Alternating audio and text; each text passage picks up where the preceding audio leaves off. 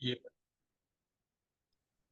Hello, everyone, and welcome to our Cionic Podcast. I'm very excited today. We have a special guest, Dr. Barry Singer. Dr. Barry Singer is at Missouri Baptist and is the director of the MS Center for Innovation and Care. And he also has an MS Living Well podcast. So, Dr. Singer is a neurologist specializing in the treatment of patients with MS, and we're really happy to have him on today. Welcome, Dr. Singer. Thanks, Maddie. Thanks for having me on, and thanks everyone for joining. Thank you. All right, we're super excited to ask you a few questions today. Let me see what I have first on my list. All right, so to kick things off, I'm a little curious. What would you say are some of the challenges that MS patients might face in a day-to-day basis that the general public might not know or understand? Yeah, so I think a lot of people, think of someone with MS, they think about mobility issues. So, Right. someone walking with a cane or in a wheelchair. So I think they kind of think about the physical aspects of the disease. Someone's walking with balance because it's obvious that person that they have some kind of disability. But many people with MS have invisible symptoms of MS. So this can be 90% people with MS deal with fatigue, which can be overwhelming. So sometimes family members and friends don't really understand when people are bowing out of doing certain activities. Mm. They just don't have the gas left in the tank. And so that's a big one. A lot of people have bladder issues, bladder urgency, nerve pain, burning pins and needles, tingling, which you can't really see. And about half of people with MS can have some word finding difficulties, some short-term memory problems. And so that's another like invisible symptom. So there can be a lot of, and even vision impairment, blurred vision out of one eye, or intermittent double vision can happen, even vertigo. So a lot of these symptoms you can't really see. So people are like, oh, you look like you're doing great from MS. You're walking around, you're fine. But, they don't understand what's really going on the inside for people I living with the disease. I will say I like that you brought all this up. I know you know this, and people on the podcast know that I myself, as a stroke survivor, I present, I think, in many ways similarly to a lot of people that I talk to who have MS. And one thing that is not often talked about within the stroke community is this idea of, the cognitive load that it takes, not just for your mobility and being able to walk, but just to complete daily tasks. And Yeah. I'm sure you know of the spoon theory, right? So, Oh, like, yeah. how Yeah. many it's something that we constantly have to think about in the stroke and in the MS community. Like, how many do we have enough spoons to be able to complete all of these Right. tasks very So the idea with the spoon theory is you wake up in the morning and you have 10 spoons, and if you use six of them up early, you have very little You've got left. barely any left. Yeah, one of the things with MS is because it causes these scars in the brain, Mhm. areas where the myelin is stripped away, the coating in the nerves, it creates these lesions in the brain. And what happens is to do the same task, you have to activate more areas of the brain to get around those obstacles in the brain. So you actually have to activate more areas of the brain. And so if we do a type of MRI called a functional MRI, you can see on doing certain tasks, more of the brain is activated at any one time, which zaps a lot of energy. So it makes it much harder and more cognitive fatigue to do the same task. And even just in a resting state, you see more areas of the brain being activated. How would you say the approach to treating MS has evolved, let's say, over the past decade or so, specifically around mobility and the quality of life for patients? Well, just treatment with MS has been dramatically changed over my career. When we first started, we had very limited in terms of disease modifying therapies. Before 1993, there was no treatment at all. Oh, First generation was self injected medications, and many people did well with them, but a lot of people struggled with the shots. You had to do it daily or 3 times a week with. oh my gosh, so it's all quite recent. Yeah, so it was like flu-like symptoms, depression with the class called interferon. So people struggled with that. We didn't have everyone was, doc, when are you going to come up with the pill? So we did clinical trials. I was involved in the first trials for the first oral medication. So they came out in 2010. And then we really haven't even launched into the world of B cell depleting monoclonal antibodies, which so many of our patients are on. That didn't even come out until 2017, the first one in that class. And so, now these new generation of drugs, some of them are 97% better in preventing new MRI lesions than the old drugs. So therapeutics is dramatically involved.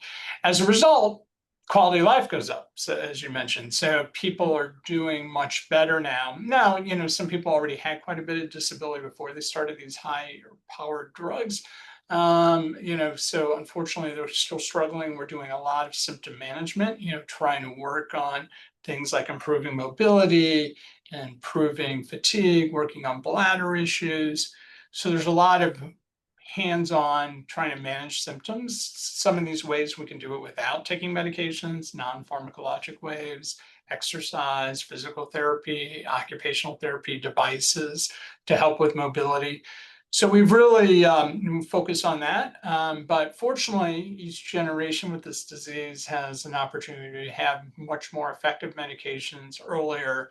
And the goal is to have less disability over time. And that's what I'm seeing over my career. That's amazing. And speaking of disability, as you know, July is Disability Pride Month. So I kind of wanted to ask you, how do you think that as we celebrate Disability Pride Month, how can we foster a greater sense of inclusivity and understanding in both medical settings and in society for individuals living with MS? Yeah, I think that's a really great. I definitely think people with disability have kind of been pushed to the side, over the years, and there hasn't been a lot of advocacy. I think we have some great organizations that can support the MS community. I've been just rolled off, but I was on the board of directors for the Multiple Sclerosis Association of America for the past 9 years. I mean, National MS Society, so some great organizations that really help support people with MS who have been advocating, but still, I think in the broader community, not so much. It's people with disability have to fight, for access to get into buildings, access Mm-hmm. on their day-to-day lives. And I find a lot of my patients also feel a little more isolated. They're not connected as well into a group. I have a lot of rural patients. I'm out here in Missouri, so I got patients in Missouri and Illinois and Arkansas and all over the region who a lot of people in rural areas, and they just really don't have any support. Other people with disability that are, struggling with issues and people that they can, confide to. So I think it is really important that we say, just because you have a disability, life should be moved forward. You should be able to live a very full and rich life. And we need to overcome these obstacles and also just negative perceptions in general. That's something I think I could say for myself that I've struggled a lot with in adapting to life with a disability, and specifically around this lack of support. And I find it not everyone has built-in support system or communities, right? Like you get Yeah. diagnosed with MS or you have a stroke or something, like not everyone has a family that can help them navigate this new reality, right? So Mhm. like what how do you recommend that people like someone who's newly diagnosed, for Yeah, instance. I think there's definitely support groups that can help. I mean, we have some great local support groups that can really make a difference. There's a group, Bright Spots of Hope, for example, here locally that people can get involved and do. Actually, they have exercise classes and connect up. So that's Um, definitely an option. There's some great organizations, even online. Um, uh, Yoga Moves MS, for example, so where you can do online virtual classes that are free. So I think there's ways to connect with other people, and then online communities. So the MSAA has an online community for people living with MS or living with disability.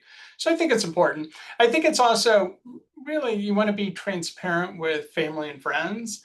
I have, it's always is someone like if someone has disability, some people want to go out and help them, but some people with MS with disability don't want to be helped. They don't want to be, Yeah. so I think it's kind of like, what do you want from those people around you? When do you need help? When do you not need help? What would you like them to do? I think setting some guidance for family members would help, because everyone's different. People want to do it themselves, and other people really need help. And trying to figure out when that is. Obviously, if someone is ill, if someone gets a fever or is sick.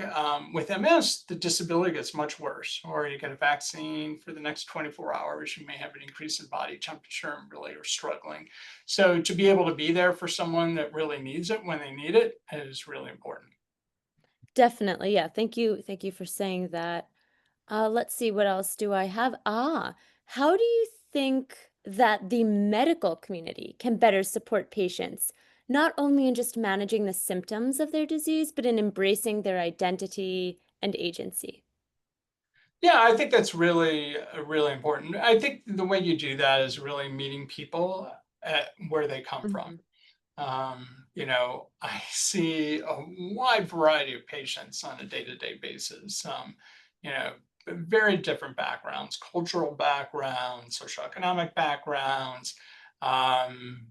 Just attitude towards life is different, and how they want to manage their disease is different. And so I think it's really about care. Providers really need to kind of listen to where their patients are coming from, understand what their goals are, and then really work with them as individuals. I mean, it's not a one-stop shop. Everyone doesn't come in and you go, okay, you got this kind of disease and this is how I'm going to treat you. You really got to listen to who that individual is, what are their concerns, are they someone that's worried about risk of treatment?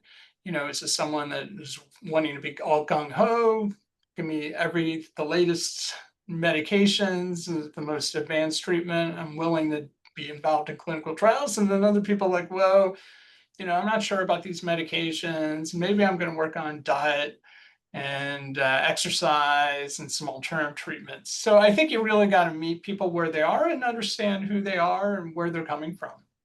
I think that's a great point. Just in general, communication is key, right? Like with your healthcare team, with your family and caregivers, all of that. Because something that my therapist used to say to me is like, we can't always read your mind, Maddie, right? Like if you don't speak up or say something, we don't always know, like, oh, this hurts. Or like, for example, I'll give you an example.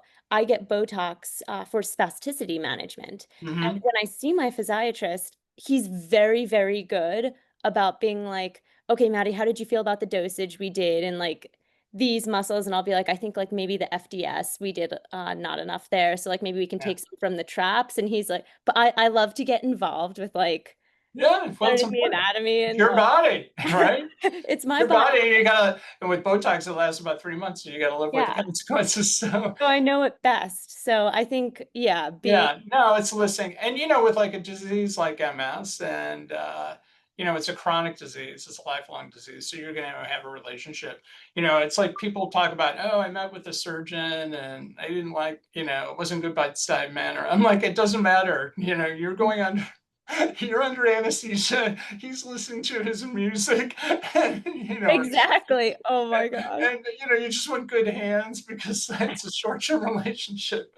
But with MS, it's a lifelong relationship. So, I have patients. It's really been an honor. I got patients now, 25 years that I've been following, and it's just amazing. I just had a guy in yesterday, and he's 22 years under my care. He initially didn't show back up for follow-up, and I tracked him down, and he brought that up at the appointment. And but he's been on treatment ever since and doing amazingly well. And now he's in his early 60s and he's still working at a physical job, Wow. and That's awesome. and has a great quality of life. So it really is rewarding. But you got to find that relationship. And if the neurologist isn't listening to you, or if it's a physician assistant or a practitioner, and you just feel Mhm. like your concerns are being overlooked, and you've tried and you've been patient, okay, providers can have a bad day, but if it's consistently not a good relationship, then you have to really think about, is this the right person for me? Because you really need your team going forward to get the best, to have the best outlook for your disease long term, right? Exactly. It's okay to break up with your neurologist if you don't think they're, best suited to help you, I think. Right, right, right. Or So, just another sometimes opinion. that happens, but I think you got to be able to advocate.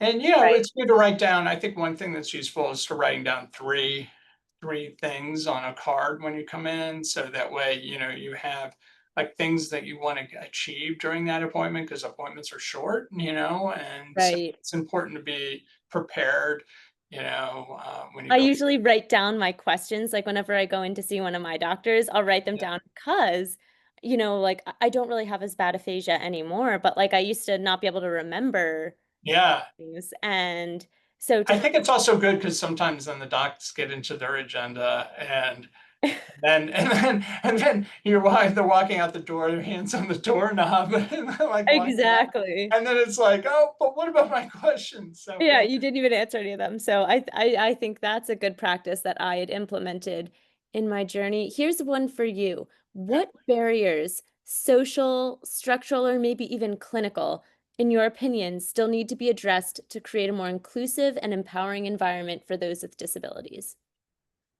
Well, there's a lot there. I know that's a big question, There's but a lot. however you want to answer I it. mean, I think part of it is access, right? So accessing specialists, I think, is really Mm, important.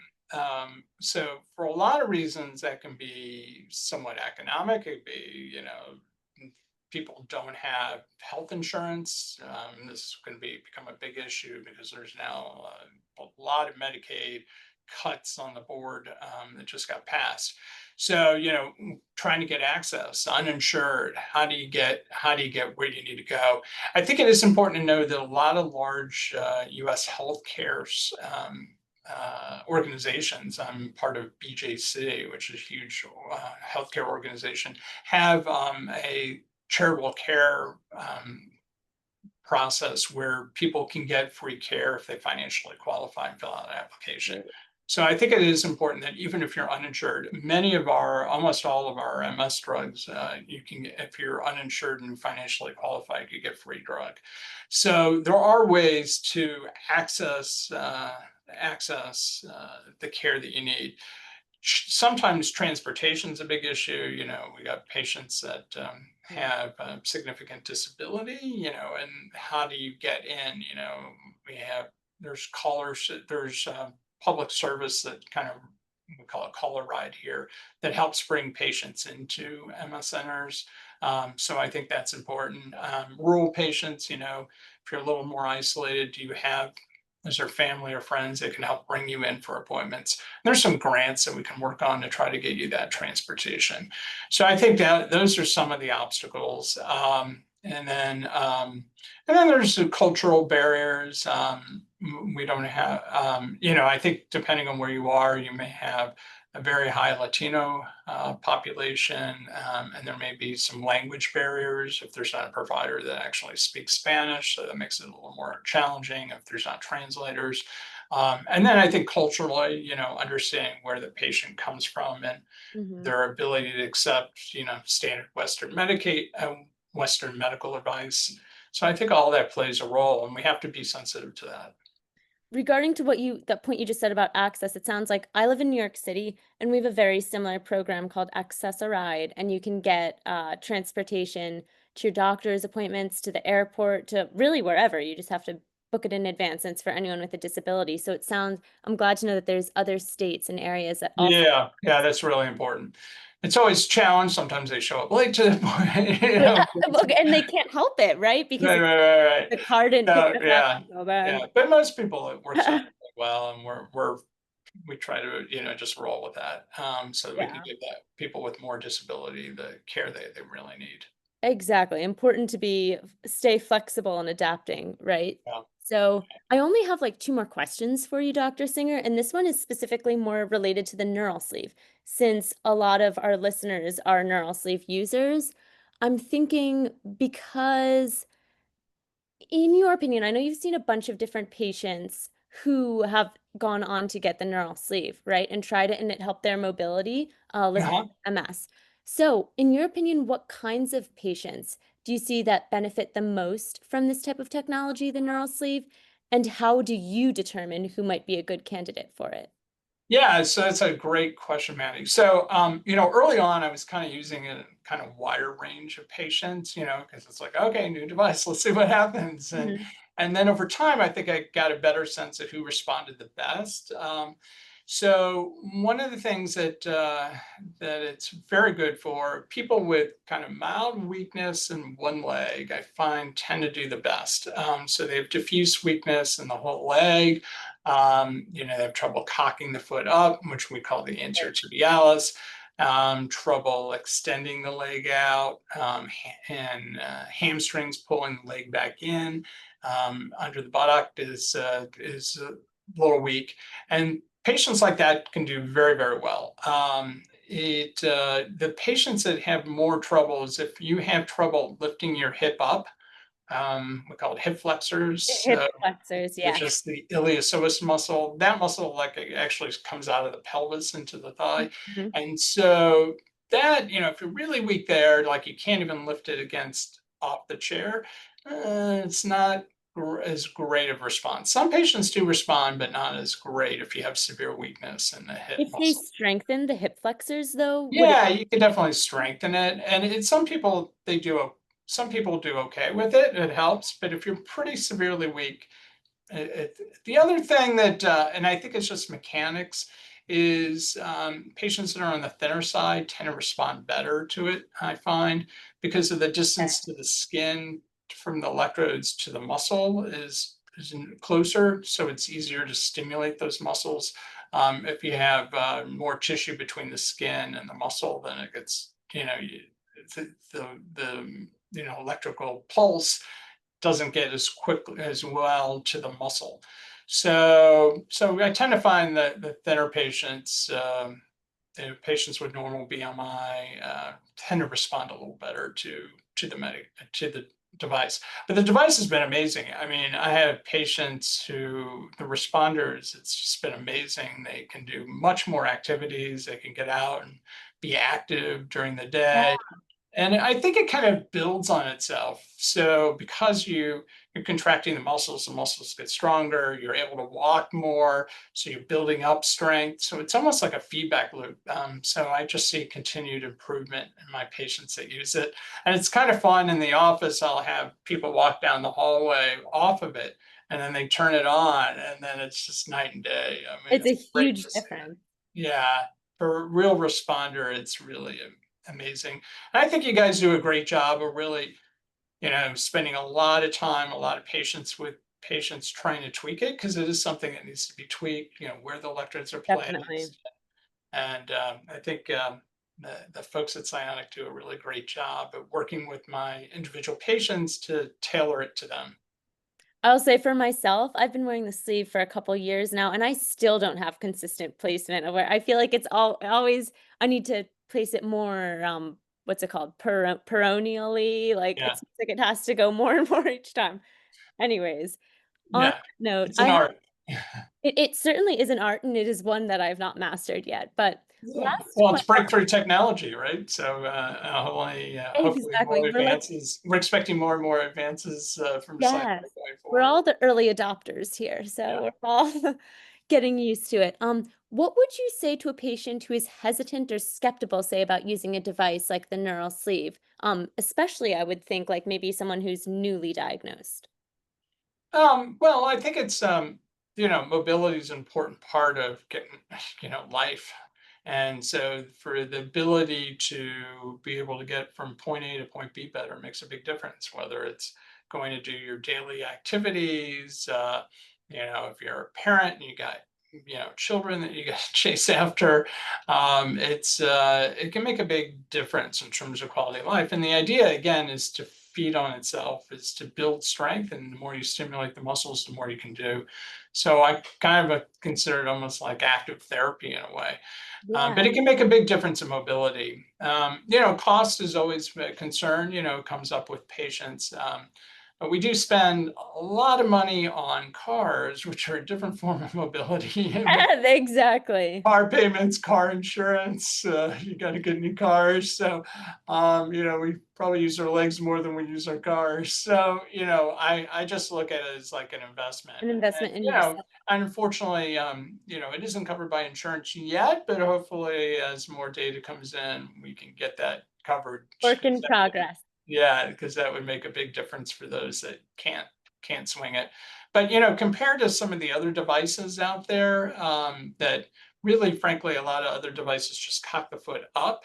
So, which we call the anterior tibialis, they cock the foot up. Right. Some of those devices don't do the other muscles in the legs, like the hamstrings and the quadriceps, so they don't stimulate those. So this is a little more broader, and frankly, it's less expensive than the other. And it all works together. So Yeah. good stuff. Awesome. Well, we're just about at time. So thank you, Dr. Singer. But I did want to give you the opportunity to promote your podcast a little because I bet we have some listeners who might be interested to listen to yours. Well, thanks, man. Yeah, so I'm started the MS Living Well podcast 7 years ago, and so I interview MS experts around the globe and leading patient advocates on different topics for multiple sclerosis, from the range of treating symptoms, including improving mobility, to just had one launch this morning on stem cell therapy. But we talk about new therapeutics and myelin repair and diet and all kinds of exciting topics on MS. And it's great to have all these leading experts around the globe sharing their insights directly with you. So, Awesome. MS Living Well podcasts, and you can find it on Apple Podcasts. It's in other podcast platforms as well. I'll put the website on this episode too.